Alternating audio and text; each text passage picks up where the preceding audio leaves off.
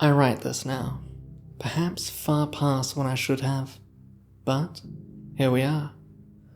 I write now the history of how we ended up here, how the Malcarn Imperium was created, the blood we shed, the sweat and toil that it took to create something that will last. I fear Her Majesty will outlive me. I can already feel death's dark embrace beckoning me.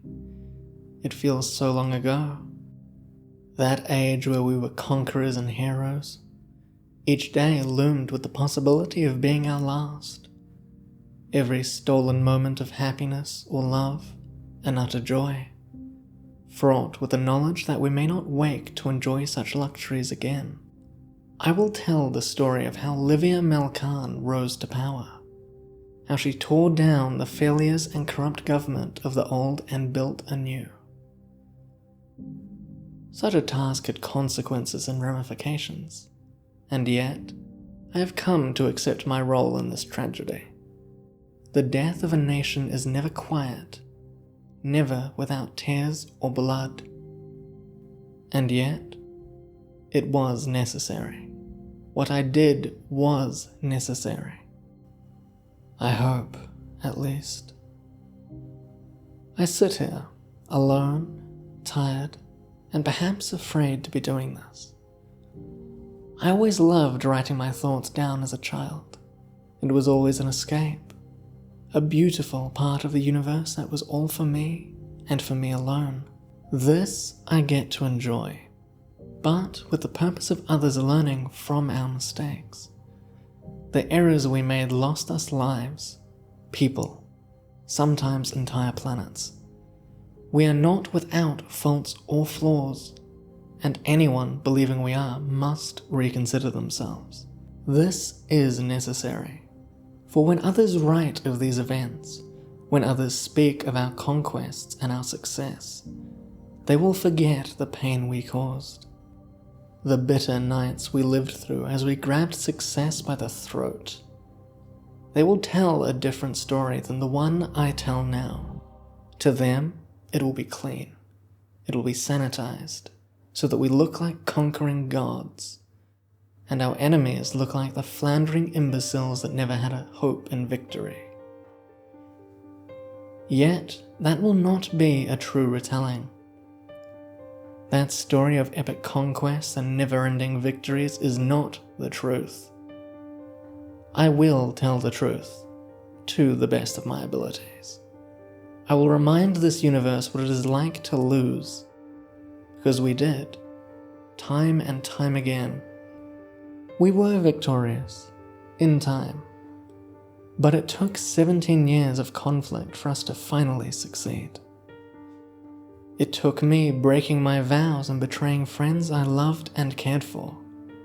That was my sacrifice, throwing myself into the fires and damning myself, for the good of tomorrow, for a better tomorrow. Or, at least, that is how I viewed myself, a wretched beast who could only ever do terrible things. There were those that called me ambitious, others who called me foolish or reckless. I refuse such labels. I am myself. I am Akana Merwood, and this universe was reborn because of me. We ushered in a new age, a new dawn. Our story begins 26 years ago, before her rebellion, when we were both still loyal to the Federation of Humanity. Livia Malcarn, on a Senatorum commission, put down the Orion Belt Rebellion. It was brutal, a conflict that spanned for 4 years. I would know. I was there. I was her appointed senatorial overseer, dispatched by the Senatorum to supervise Malcarn and watch over her. Our federation was always fearful of the threat of betrayal. Men and women given armies and fleets seldom desire to give up that privilege at the end of their commission. I was their loaded gun. Should it ever be necessary, the trigger would be pulled. Not the most glamorous role for a sitting senator. But then again, I never would have met nor become close friends with Malcarn, if not for this assignment. As I said, the war was ghoulish and brutal. The miners and belters were an industrious bunch, necessitating the innovation of new strategies and tactics to beat them. There were many a moment when her soldiers were clearing an abandoned ship, or what appeared to be a derelict station from ages gone, only for the vessel to come alive with enemy fire. She lost thousands of good soldiers to their tactics. They knew they couldn't beat her in conventional warfare, so they didn't engage her conventionally. For Her Majesty to tell the story, their guerrilla tactics were the harshest obstacle she had to overcome. In the beginning, she had all these teachings, all these strategies and ideas on how a war should be fought and won. Instead, she was thrown into a conflict where her only option was to forget everything she'd ever learned, and to learn a new way of warfare. It served her well in the coming years. The battle to end the war was the bombing of Hesperia, one of the main mining cities in the Orion Belt. The terroristic resistance had formed the city's population into an ad hoc army of miscreants, militia, and a poorly armed civilian military. Malcarn attempted, 4 times, to impose a peace and to force the population to surrender. And yet, they would not yield. It did not matter that her soldiers were better trained and better equipped. The miners had become proficient at setting traps, turning urban sprawls into makeshift pillboxes, and using retrofitted mining equipment to lethal effect. Malcarn checked them at every avenue. She defeated them at every trap they sprung. With every hour, the casualties mounted for the population, and Malcarn's forces.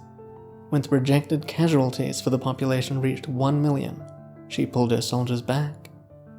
Her ships scanned the asteroid-spanning city, ensuring that her plan would work. After she knew that there were no hidden bunkers filled with people, she bombed the mining facilities of the asteroid using Starhawks and Dippermine bombers. When they had done all the damage they could, she had her cruisers and dreadnoughts bombard the sector, being careful that her ships were accurate and that she didn't cause more damage than necessary to the surrounding civilian areas. The entire rebellion, the entire war, was because the Megacorp Isail Technologies had implemented a brutal working regime for the miners and their families. The Megacorp petitioned the Senatorium when their workers went on strike, and the Senatorium agreed to step in. In response to this, the miners of the Orion Belt rebelled. 7,000 bases. All went dark in the span of a few weeks. Her entire reason for being in the belt was to secure the economic gain of a company that had a vested interest in the belt. And with her actions, it was her own way of rebellion. Her way of decrying all the violence and bloodshed for the economic gain of the few. She ensured that the war, while she would win it, would have consequences for the megacorps. She did her best to ensure that they could not pick up where they left off, and exploit the miners and their families once more. And in her conflict with those rebellious civilians, in this war, she trained them, and they trained her legions. None of those who entered the war left it without scars. I believe that Her Majesty's time during the war scarred her, just as much as it did the rest of us. I accompanied her during that final hour. I stood beside her as she grimly ordered the destruction of the mining bases and facilities. And just like that, the war was over. There were no more major pockets of resistance to defeat, though there were countless minor cells of resistance fighters who would never surrender. I like to think we'd become close over our time shared together, but given what happened once we returned from the front, for a long time I wondered if I'd ever truly known her at all. Even now, I wonder. Her Majesty is never one that could be described as simple. She is a creature of many facets. Her face changes, her tone, even her language.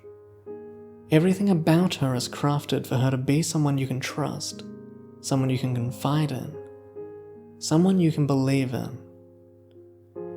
She deserves that trust. She's proven that time and time again. Still, it does often take me by surprise. Recently, I sense that she has trusted me less. I'm being cut out. I'm not surprised. We've differed over the last few years in what that better future encompasses, and how it should be brought about. I have always been a Democrat at heart, even when our democracy was failing us. I strived to create a future where our people were at the center. Her Majesty cares more for the politics of her nobility. That chosen few that make up the members of the founding houses and their leaders as members of the pinnacle order, all of whom have a place on the Council of Peers. That was the one democratic concession she made for me. If she was not willing to hear the voice of her people, at the very least, she will listen to the voice of those who rule over them. It is better than it was before. It must be, for all of this to have been worth it. Where was I? Of course. That fateful day when we returned from the front. Malcarn was given her triumph, her beautiful parade of pageantry and honor, for her, and for the soldiers that had fought beside her, and for those that had died during the course of the war. It was a grand affair, as it had every right to be. She rode down the Senatoria Triumphia in a beautiful topless carriage, carried by 7 unicorns as they pulled the carriage along using ropes made of ever-dark shadows that sucked all the light from around them. And her? She wore a dress of gold and black. The gold shone so brightly she outdid the unicorns, literal creatures of myth and legend brought to life by the Federation's wonder-makers. And yet she outshone them all. The black was haunting, swallowing all the joy from her radiance. And yet her face was clear to see. She wore no jewelry, no triumphal crown wreath, nothing that alluded to her vanity or her egoism. She looked severe, like a conqueror of old. Without equal and without peer, she stood above us all. It's easy to put her on a pedestal, now that we're here. She rules over us, and she's done a far better job than we on the Senatorium ever could, or ever did. But she truly was radiant on the day of that triumph. When we reached the final arch before her carriage came to a stop beneath the premier chambers, she flashed me a smile before ascending the steps. Her commanders and her most loyal, and myself, stayed below. This moment was not for us, nor, really, was it for her. This moment was for the throng of crowds cheering her name. And this moment was for my colleagues to tout their newest hero to the masses, to show off her beauty, her elegance, and her larger-than-life self-image. Everything around her radiated glory, a fact that surprised me at the time, but it became clear a few moments later. Malcarn held her commission in her grip. It was a scepter of 1,000 interlocking hands, each touching a piece that binds the Federation together. Some of the hands touch the creed of humanity ascendant. Others brush against the amphitheater of the Senatorium chambers, while some more the silver baton of war, and more yet the simple shovel and pickaxe. It is a symbol of war, but always just wars. The Federation was built because thousands of different people came together to build something everlasting. They all used their separate skills to ensure that the Federation would forever work. A beautiful ideal for a system that was so corrupted by greed and self-interest. No part of our Federation went unmarred by what those on the Senatorium desired.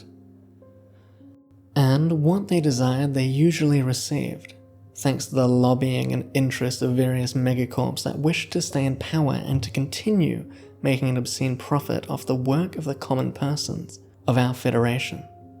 This war, this civil war that lasted for 17 years, it all began in this moment. She stood, standing beside the Premier Consul, Marshal Plen. I remember his nauseating speech about the spirit of the Federation and how this victory, this triumph over our own people, had created more unity within the Federation. Now that the war is over, he told us, we can finally focus on rebuilding society, the very society we had just helped to weaken. And in the end, rather than declaring that the time had come for the Senatorum Commission to be revoked and handed back to the Senate to grant to another in a time of crisis, instead, he merely finished with calling Livia Malcarn one of the greatest heroes of the Federation, living or dead. There she stood, just as shocked as I was. I can picture it in my mind the moment her mind began turning towards the next campaign, the next war. It wasn't what either one of us had been expecting. And then, it was her turn to speak. Her speech had been specially crafted, of course. Every sentence, every word had been scrutinized and checked by the Federal Communications Bureau. They wished to ensure that nothing she would say would go against the Senatorum's policies, after all. And, almost immediately, she discarded her entire speech. Her words were not conciliatory. They were not without blame. No, she immediately launched into her next campaign, not, as one might suspect, for the next war. No, she was against the next war, and railed against the war she had just won. She despaired at the state of our Federation, brought to light the crippling inequality between the colony worlds, the outer worlds, the belts, and the core. She highlighted every grievance she'd heard over the last 4 years about the Senatorum. Against the megacorps and their ownership of the Senate, against the butchery we committed against our own civilians because of the greed of a few.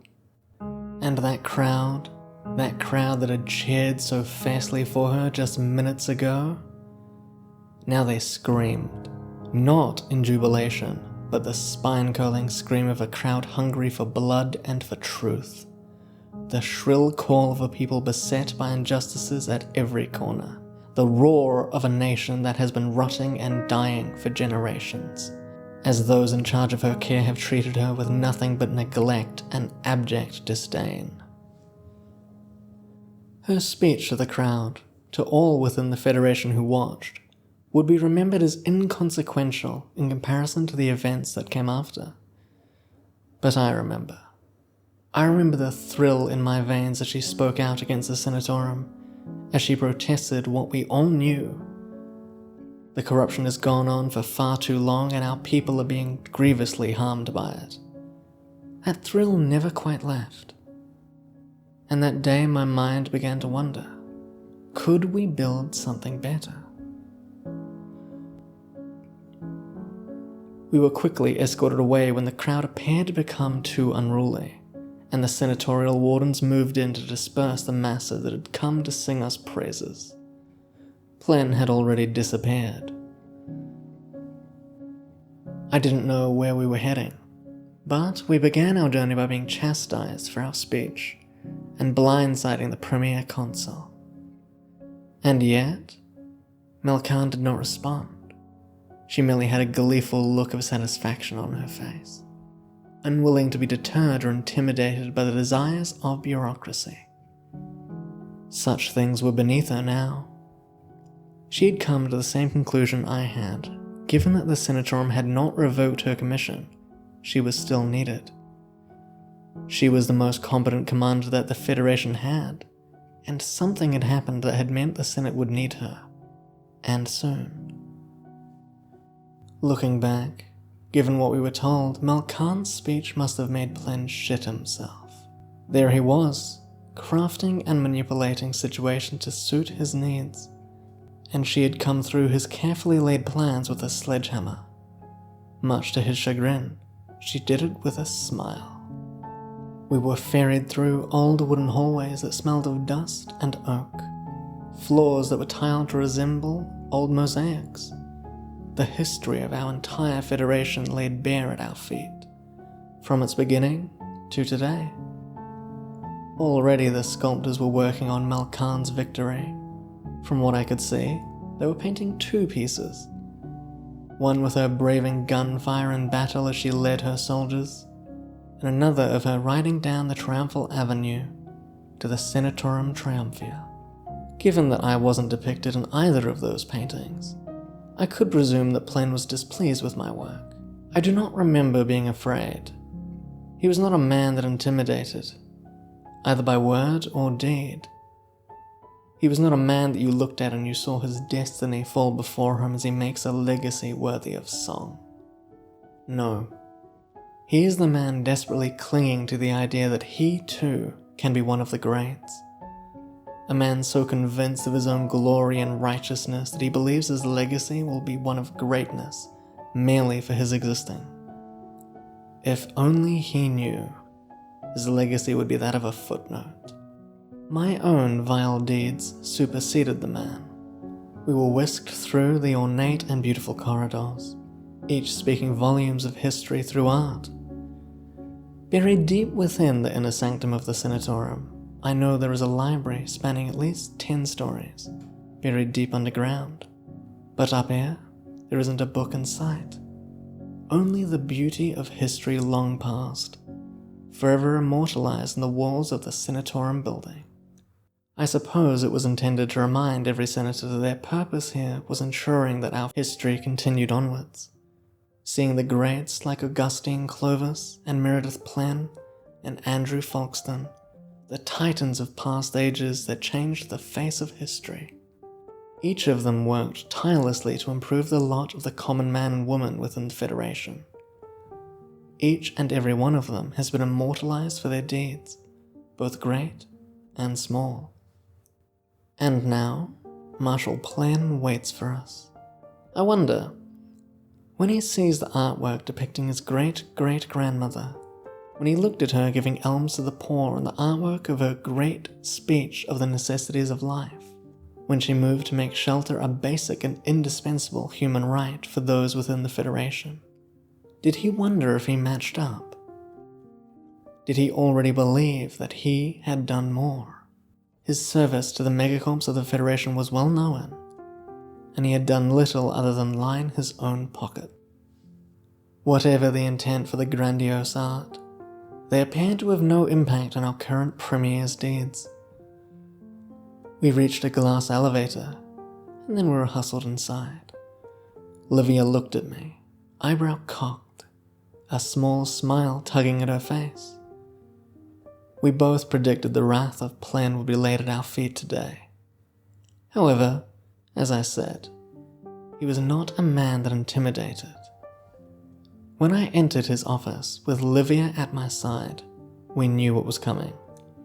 He would stare down at us, angered at Livia's outburst and her having gone off script. The fact that she humiliated the Senatorum and reminded the people who should be blamed in her speech must have been infuriating. But, as they had not taken her commission, it was clear they needed her for something. So, we endured some few minutes of obscenities, of bluster and curses and him being mystified by our actions. Malcarn being unrepentant did nothing to assuage his concerns. If anything, his bluster increased as he threatened to have her imprisoned for her disregard of the senatorial laws and for potentially inciting violence. In response, my friend merely walked to a window overlooking the city. Her legions still marched down the triumphal avenue, some on foot, others riding in APTs, others in tanks, and some in the earliest innovation of the battle frame, large mechs piloted by a single pilot, but having the destructive capability of several bombers. She did not say a word as she gazed out at her marching soldiers, but she did not need to. Plen followed her gaze to the soldiers, the crowd cheering once again as the brave and bruised strode proudly forward. She had battled for 4 years, faced conflict and war in ways that Plan never would himself, and he believed that his threats mattered to her. It surprises me, even in memory, the brash arrogance of the man. It was shortly after that he revealed the true reason we were here. He sat himself down on his plush, cushioned chair, behind a rosewood desk that had been the desk of the previous 26 Premier Consuls.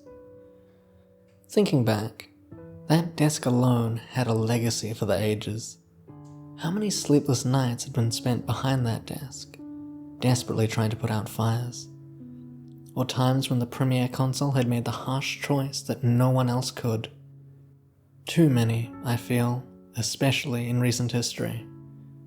The desk may have been a symbol of our great democracy once, but with Marshal Plan behind it, that desk had fallen far in my esteem. He was not worthy to be graced by it. It's the desk I type this on now. I believe I'm a far better candidate than Plan never was. Regardless, he sat behind that desk and he looked at me. His mouth worked, his jaw clenching and unclenching. I already knew what he was going to say. So did Livia. And we were right. But we were also wrong. We cannot revoke your commission as of yet, Magna Legatus Livia Malcarn. Your skill will be needed once more in the coming months. As you know, these last few years have been costly. For the Megacorps, for the Federation. We must rebuild. The core worlds have felt a sharp increase in costs, and our citizens have begun to show their discontent openly. The reaction to your speech, Malcarn, whilst it was fiery and well delivered, do not delude yourself that it is your great oration that set them afire. The embers have been gently burning away for months now, and recently the sparks have gone up in a bonfire. We are receiving word of protests and riots occurring on several of the outer worlds. Ganymede, Solitus, and Tume are the 3 most volatile. Livia cut him off. Those are also the 3 main agri-worlds that feed the core worlds. They are the closest as well. Any disruption to production on those planets could have dire consequences for the core. Plan nodded, barely even registering her interruption. He continued. The financial situation has become so dire that we've had to halt all colonial activity. No new worlds are being settled as of 3 months ago. All our finances are being directed at rebuilding. He closed his mouth as Livia interrupted once more. And by rebuilding, you mean bailing out the Megacorps so they don't have to take too much of a profit hit. Her voice sounded sweet and unhurried, but I knew her better than that. She knew exactly what would come next. Because of this, Malcarn, it is with great regret that I must inform you that this government will not be able to keep the promise it made to the soldiers who signed along for the war effort. Livia was about to reply, but he held up a hand and continued onwards. What's more, the destruction that wrecked the Orion Belt is not a falsehood. You witnessed, and dare I say, outright caused a great deal of that industrial destruction. Such investments must be repaired and recovered so that they can function again. Until such a time, we will be instigating a higher levy and quota on the outer worlds and the remaining belts. We must ensure that the Federation can continue functioning whilst we rebuild. Malcarn's mouth drops open. I remained more composed, but already my mind shoots through the possibilities. Malcarn hurries forwards. To clarify, sir, you're telling me that your government has broken faith with the military. And in the same conversation you tell me that the military is desperately needed because another war will break out in the coming months. Our Premier Consul looked pained, but he nodded. He knew how it looked. He knew how the soldiers would react. He believed he knew how Malcarn would react as well. He didn't, though, and that is how we ended up here. Malcarn and I railed against him. The rest of the meeting was a flurry of rebuttals and pointed remarks, and yet it was pointless. He had made up his mind. He served his masters, and it was not the people of the Federation, but his own greed and his desire to appease those within the megacorps. They are the ones that fund his campaigns, of course, and they fund the lifestyle he so adored and appreciated. It was one of the prime differences between us. He was willing to sacrifice his ideals for a payout. He was willing to sacrifice the people of the Federation so long as his pockets got lined along the way. I have my flaws, certainly, but none could truthfully claim the same for me. It is one of my only saving graces, I'm certain. In the end, it was useless. When he had listened to our complaints for what he dubbed an agreeable amount of time, he subtly hinted it was time for us to leave. When we didn't accept his hint and continued our arguments, he had his secretary enter, with 2 wardens behind him. We were told to stop disturbing the Premier Consul and to withdraw to our apartments. Malcarn was furious. So was I, but I was less likely to kill Marshall than she was. So, with a gentle hand, I led Livia from the room. We went to her inner-city apartment, ordered some food, and sat down. I remember that moment so vividly. I can almost smell the hot rice, mixed with a beautiful Vinda sauce, the smell of spice and home in the air. Neither one of us felt like cooking, but I do regret that my first meal back after coming home wasn't one I made myself. I always found that cooking a hearty meal alleviated my worries. For a time at least. I remember we ate in silence, both lost in our own thoughts on what tomorrow would bring. I wondered, erroneously and uselessly, how I might go about forcing Marshall's hand. How could I arrange, politically, for him to falter and fail? I am all for a unified front behind our Premier, but when it comes at such high a cost, I could not sit and watch as he failed us all. If only I had thought more on Livia and what her reaction to this would be, maybe things would have been different. If I wasn't so focused on how to use my resources, my mind, to bring down Marshall Plan, then perhaps I would have seen it coming. After the food, we sat, talking quietly about whatever jumped to mind, an ambling conversation that had no true beginning or end, both of us trying to find comfort and solace in normalcy. After the battles, during the Orion Belt War, Malcarn would often find me, a bottle of wine in hand. She'd sit with me, open the bottle, and talk for hours. Sometimes she was wondering about the art that I used to patron, or the books I was reading. Some rare times, when she got especially drunk, she would ask me about my childhood, the friends I had, the hobbies, the lessons I had learned along the way. And we'd talk for hours about whatever came to mind. Those conversations always became little philosophical discussions.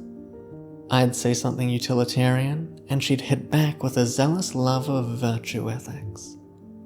We see the world in different shades, but those conversations were always a delight. It didn't matter how drunk she got, she remembered them all.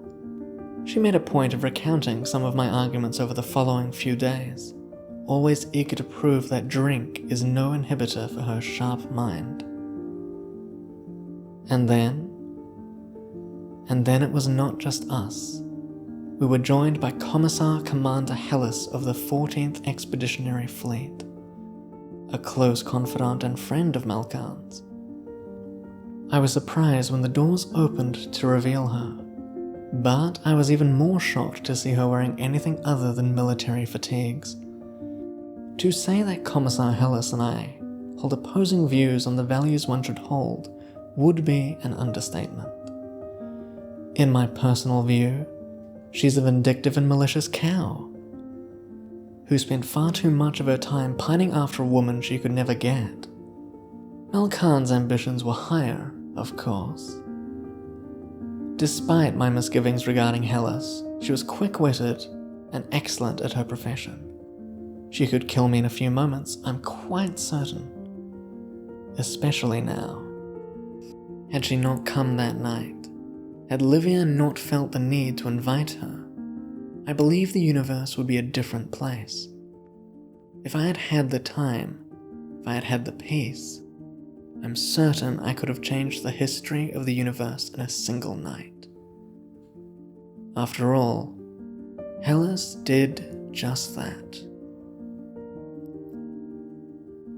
Maybe giving Hellas credit for Malcarn's ambitions is poor of me, a character assassination that would usually be beneath me. But I promise transparent truth, and I will give it, even if my personal feelings may colour my view just the slightest bit. Hellas greeted us warmly, though her eyes stayed fixated on Livia. I poured her a glass, and she sat down. The three of us, for a few moments, forgot who we were. I remember laughing as Hellas criticised the Senatorum's failings. Her argument was that the Senatorum's regulations on cattle had disrupted the supply of fresh meat within the core worlds. She entirely forgot that a plague had infected the cattle, and could lay dormant for up to a year, as well as also be spread to humans. The plague was monstrous to cattle, but it was far worse when given to human hosts. The Senatorum had no choice but to instigate harsh restrictions on the health of cattle, especially within the core worlds. It was one of the few times where we had acted swiftly and without any reservations for the costs involved. And it made me proud to be an elected senator of Gilmora. Those regulations and restrictions helped spare the population of my homeworld the disastrous impact of that plague. Those on the outer worlds, however, were not so lucky. What I believed was a quick reaction on part of the Senate turned out to have been far too late. We had not acted until the risks involved contamination of the core worlds, but none of us had heard that the outer worlds and colonies were already suffering. I remember being so proud at our quick reaction after we heard about the plague, and she looked at me, in that moment, with comic disbelief. I believe Hellas knew what I did not, that our quick reactions were due to the danger to the core worlds, and just then, I had not even considered thinking of asking about the outer worlds. I had always believed that if the outer worlds had been impacted, we would have heard. I would know. And there I was, in the dark on just how severe the issue had been. Hellas came from Pyron, one of the outer worlds closest to the core, and yet it enjoyed none of the benefits, and had been hit particularly hard by the plague affecting the cattle. Her world was a livestock world after all. Later calculations put the death toll at 37% of her planet's population. Remembering the good moments also means I must endure the bad. I accepted that. I knew it was necessary when this began. If I cannot admit, even now, that my hubris blinded me, then I will never be able to face the demon that has haunted my days. But that night was not important for any of that. No. The night was important for the conversation that Livia Malcarn began a few minutes after Hellas had entered the apartment.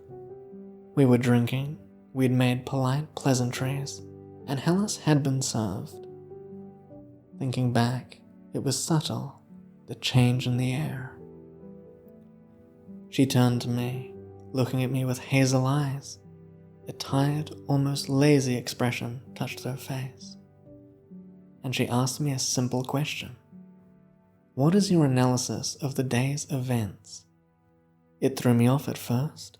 Here we were, enjoying ourselves and drinking ourselves into a stupor to forget what we'd heard from the Premier Consul. And now Now she threw that loaded question at me. And me, in my drunk state, I responded with the truth. They're mad. They're all mad, and they'll burn our nation to the fucking ground. And she looked at me with a smile that made me look away. And she took a sip of her drink and then continued. There is opportunity in madness and misfortune, if you can find it. And then Hella spoke words that shattered my bashful calm in an instant. The Iron Leopards are in the city, as are the Apexes and the 13's vultures. The soldiers love you. If you tell them not to fight, they won't. She tilted her head then. Frankly, if you told them to march into the Senatorium, they'd do that too. A coup? I asked. Gods. It's almost difficult not to laugh at my own naivety. I was so certain. Our system was broken, but it was the best we had. The worst form of government, so long as you didn't consider the others. We're a democracy, a republic. We must stand for more than petty selfish ambition. And Livia placated me, shooing Hella silent and swearing she would never do such a thing. She would not commit war against those she serves and protects. She told me that she would do everything in her power to ensure the Senatorium and Marshall Plan would see reason and reconsider. Our Federation has only just found peace once more. We are not prepared for a new war, no matter what it is. You doubt we could put down another rebellion? I'd asked, surprised. Weakness is not something I'd ever heard from my friend before. It certainly wasn't something she'd ever admitted out loud in my presence. She shook her head, smiling once more. No, we can succeed. The crux of the issue is, will we be a nation after we do? How long do you think our soldiers will serve when there is no end in sight? How long can we expect them to follow us into the darkness if none of us can see a light at the end? Neither myself nor Hellas answered, and so she pressed on. The truth is that it will not last long. The betrayal of the soldiers that fought for us for 4 years is just the beginning. When the next war comes, they will use up the last of their goodwill. And when we need more soldiers, they will enact conscription. And if the soldiers refuse to obey, they will allow the commissars to execute those who are unruly or deemed cowardly. And what will occur while this happens? She looked at me, and I felt so small, almost squirming against the couch cushions. Plan and his senatorial ilk will grow wealthier. The megacorps will grow wealthier. Those in the core worlds will continue to live their lives blissfully unaware that a darker future missed them by sheer fucking lottery. They had the privilege and the luck to be born within the core world. The outer worlds, the colonies, they will be stripped and abused. Entire worlds will be burned in the fires of industry. The megacorps run this federation, not the people. Do you believe the people would desire higher taxes so that the corporations can be bailed out? I shook my head, but I had no real answer for her. Not then. I disagreed. I didn't believe we were so far gone. I didn't believe that the Federation couldn't be saved. Somehow I knew I had to change things. That if I failed, it would have horrific consequences for us all. I needed to change history, so that Malcarn's predictions did not become a reality. I excused myself after that conversation. I cited a need to sleep in my own bed for the first time in far too long. She knew I was lying. She'd seen that look in my eyes before. She mentioned it, asked me if I was going to change everything. I told her yes, and I believed. Oh, I believed in myself far more than I should have. I retreated to my own apartment and did not sleep for an instant. I drafted, redrafted, edited, scrapped, and began all again. I wrote a speech that would set the world on fire. In my heart and soul, I knew that what I was writing had the potential to change the universe. If people listened, if they heard what I had to say and acted on it, we could change the entire universe. All we had to do was choose. The next morning, I stormed into the senatorium chambers. I was shaking. My hands were clammy, my stomach hurt. I remember feeling a piercing in my chest, like I was being stabbed from within. It was horrible. I blamed the sleep deprivation and the magnitude of the speech I was just about to make. What a naive fool I was. The speaker welcomed us to the senatorium chambers, and then she bade us all to rise for the premier consul. I expected him to form some speech, some way of galvanizing the men and women in the room to heed his desires and plan. But he did not speak. He merely waved his hand at us, looking about as tired as I felt. With his being seated, the speaker declared the floor open to any and all who wished to submit a bill, petition, or statement to the Senate. I rose, but not before the speaker called upon Senator Michael McConnell. He was a senator of the planet of Illyria, one of the core worlds.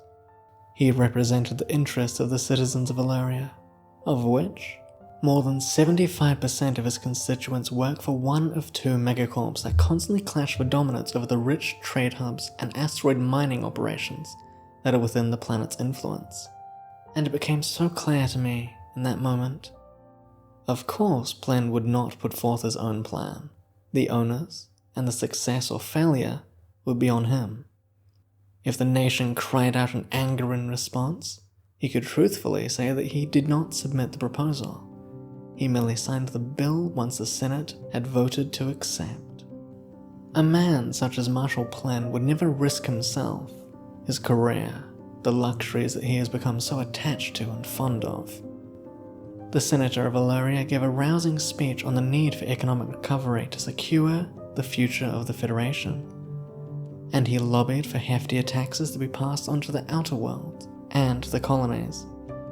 He also pushed for deregulation of the megacorps within the territories of the outer world, to better lubricate the speed at which the Federation could recover. I'd been away. It was fair to say I was rusty, perhaps naive, and unprepared for the sheer duplicitous nature in which Marshall secured his desires. When the Illyrian speaker had said his piece, he sat, and the speaker called on anyone to rebuke his proposal for the public's purview later on. She swept her eyes over the room, and she was a moment away from declaring the bill closed for rebuttal, and then her eyes landed on me. She froze, surprised. Her gaze wandered to Plen, but then she graciously accepted my silent request. I remember the weight as I walked down the white marble steps onto the crystalline blue floor. The ceiling above me was a grand mosaic of 1,000 stories, each a piece in the puzzle that began the Federation. In truth, the piece was commissioned and designed 700 years after the birth of the Federation, after the countries of Tarth were unified under one banner. A true retelling, it is not.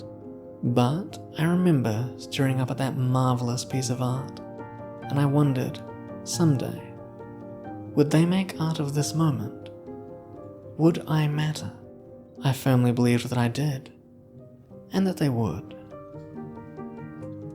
The speech itself is hazy to my memories, overshadowed by the grief that followed. But they did indeed make art of my finest moment. The art was not in celebration, but in mocking. And that is alright.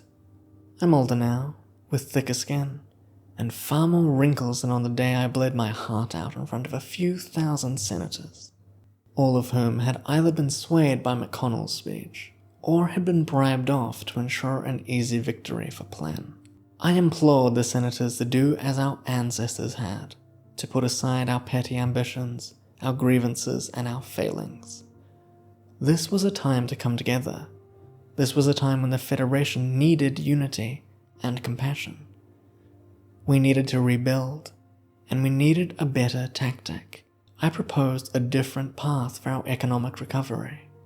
A smaller tax rise on those within the core worlds, and a larger tax on the corporations that operate within the Federation. The money we would make from those small tax increases would far outweigh the pitiful amount we would receive from the already depleted outer worlds, as well as the downright barren colony worlds. That wealth could then be reinvested where it was needed, and it could secure our future. It could secure a tomorrow. The outer worlds had been punished enough. Higher taxes and mineral tires were forced upon them during the war already. And now we wanted to exacerbate the issues our struggling citizens are already facing? This was not the right path. Not for us. Not for the Federation. I knew we could be better. That we should be better. If only we allowed ourselves a chance to see that it is possible. With my amended proposal put forth, the speaker called for a vote to be held on which path would be selected. Which path would we follow over the next few decades? How would we ensure that our Federation had the financial ability to survive, and for our population to thrive? It went to a vote. 2,498 senatorial members voted for Michael McConnell's bill. 3, including myself, voted for my own. It was the most devastating defeat I had ever suffered. But I only had a few moments to contemplate.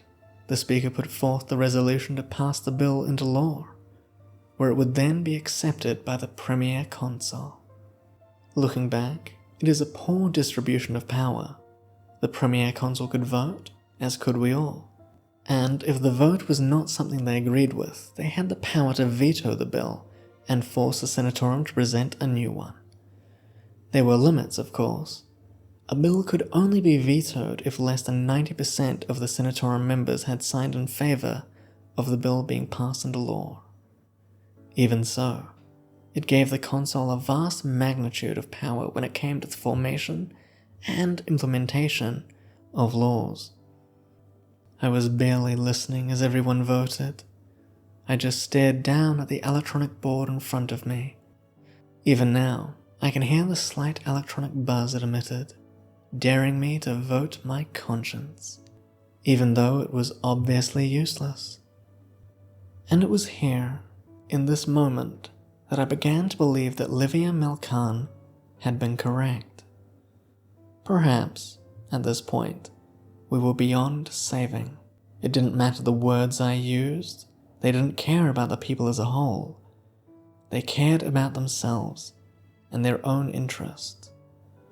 Remarkably human, but an utter abandonment of the ideals that we on the Senate are meant to hold. We are meant to serve for something greater. We are meant to be better. The vote passes, and Plan officially signs the bill. And yet, the look on his face was not one of victory. He did not appear to be excited, or pleased, or happy. He had a haunted look in his eyes, as if he knew he was doing something terrible, but he had not convinced himself that it was dire enough to change. But that bill, which laid the groundwork for barbarous acts committed by the megacorps against our citizens, are not the reason that that day is remembered. I still remember the moment that everything stopped. The doors burst open and the Federal Security Advisory members rushed in, followed by members of the Senatorial Wardens, all of them fully armed and armored, rather than their usual ceremonial garments.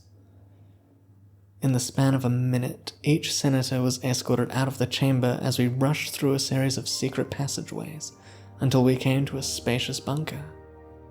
Plan was in a muffled conversation with the security advisors, but all of us could see the glaring screens and the announcements strewn across it. I stood, watching the screen, fixated on the face of my friend as she stands, soldiers arrayed behind her as she decries the Federation, as she slams democracy and the ineffectual nature of the Senate and the corruption that has infected us as a nation. She isn't wrong. Not entirely. But I never would have thought that she would go this far. I never considered that she would rebel against the Federation.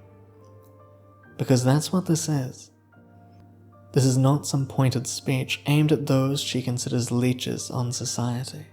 No. This is rebellion. This is the beginning of a civil war. One that I should have seen coming. One where it was my job to see it coming. I rush over to Plan, speaking with his chief of staff. The two of them watch as history unfolds and everything they've ever accomplished or attempted becomes meaningless in the manner of a few spoken words from Livia Malcarn. He fixes me with a glare and a raised eyebrow, letting me know that my failing will be spoken of at a later date.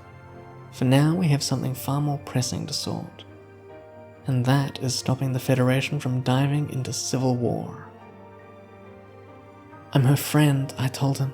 I can stop this. Let me stop this. It's already done, Plen responded, despondent. He sees his legacy cracking before his eyes, shattered into 1,000 pieces at the words and whims of a woman who would one day be called Empress. He is learning a lesson that millions of others would, and I would too. Livia Malcarn is not a woman that can be crossed. She is not someone that you can tame or buy off.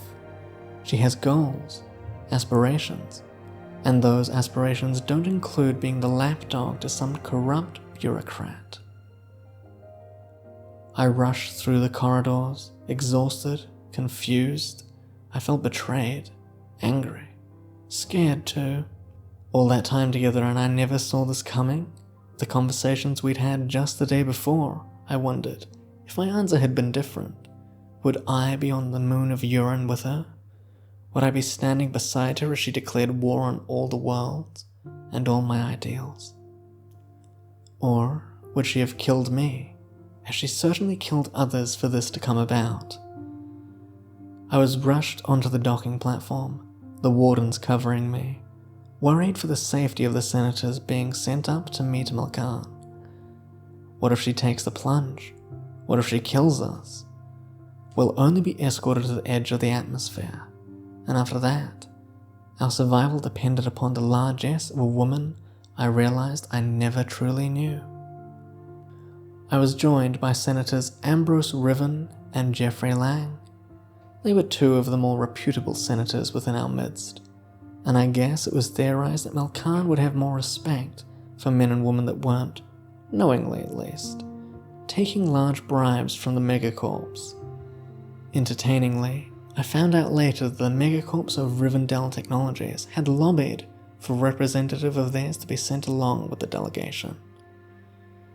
Given what happened to them during the war, after they'd publicly sided with the Federation, I can understand now that they were perhaps trying to hedge their bets and ensure that they'd have a seat at the table once Malcarn rose. Alas, even Marshal Plen was not so foolhardy as to allow one of the largest megacorps in the Federation to join a diplomatic mission to avoid an all-out civil war.